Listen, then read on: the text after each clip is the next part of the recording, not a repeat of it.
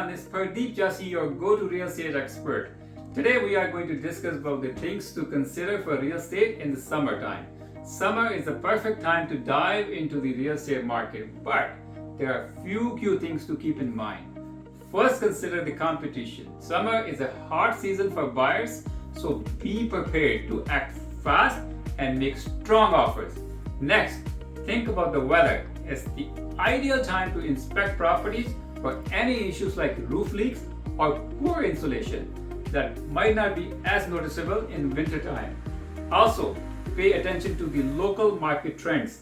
Summer can bring price fluctuations, so keep an eye on the best deals.